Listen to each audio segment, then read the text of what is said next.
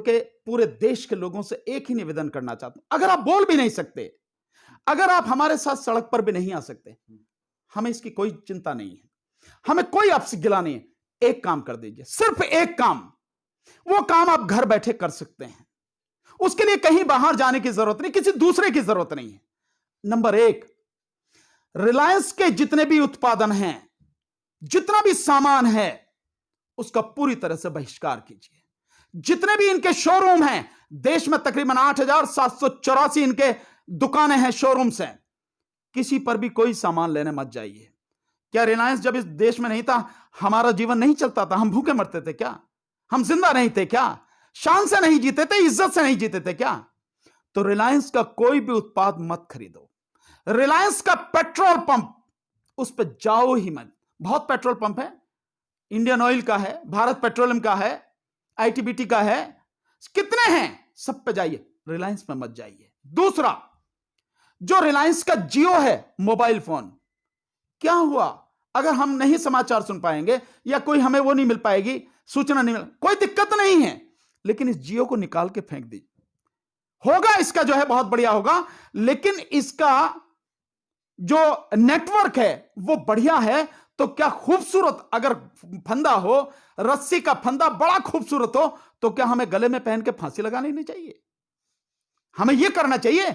नहीं ना, क्योंकि ये लोग जो काम कर रहे हैं, ये पूरी हमारी आने वाली पीढ़ी को तबाह करने का काम कर रहे हैं, इस देश को बर्बाद करने का काम कर रहे हैं। इसलिए जियो को जितनी जल्दी हो सके छोड़ दीजिए। दूसरा, ये जो न्यूज चैनल्स हैं, न्यूज चैनल्स में हम अपनी इच्छा को काबू नहीं कर सकते। हम अगर कोई वो देखते हैं, सीरियल देखते हैं या पिक्चर देखते हैं, क्या करेंगे हम उसे देख के?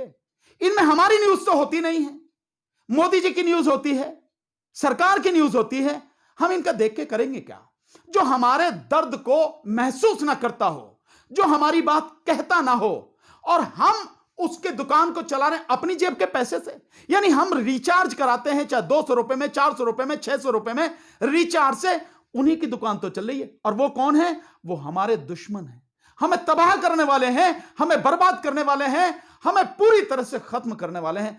हम अपने ही पैसे से उनकी दुकान चलाएंगे क्या? ऐसा होता है क्या? तो इसलिए हमें रिलायंस का जियो जो है, इसको बिल्कुल तोड़ के फेंकना है। कोई भी आप और ले लीजिए जो मन में लगता हो आपको है।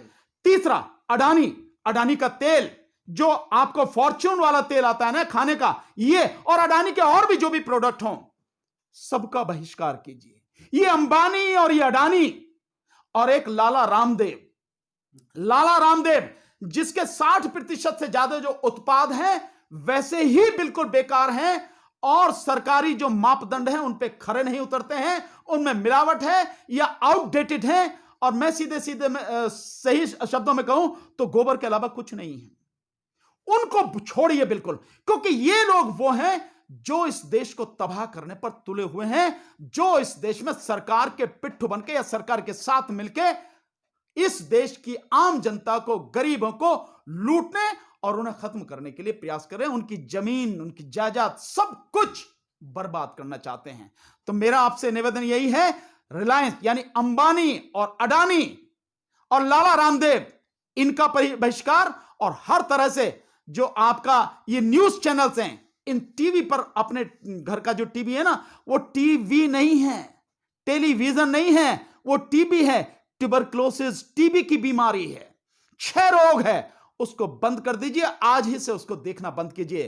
पुण्य पुरुष वाजपेयी जी कहते रहे, रवीश कुमार जी ने कहा, मैं 1 साल से लगातार इस बात को कह रहा हूं, आज फिर कह रहा हूं। किसानों ने इसका आह्वान किया है, इसको बंद कीजिए। घर में रह के भी आप इस किसान आंदोलन की मदद कर सकते हैं, देश को बचा सकते हैं। बस इतना ही आपसे कहूंगा। बहुत बहुत शुक्रिया। धन्यवाद सर, धन्यवाद।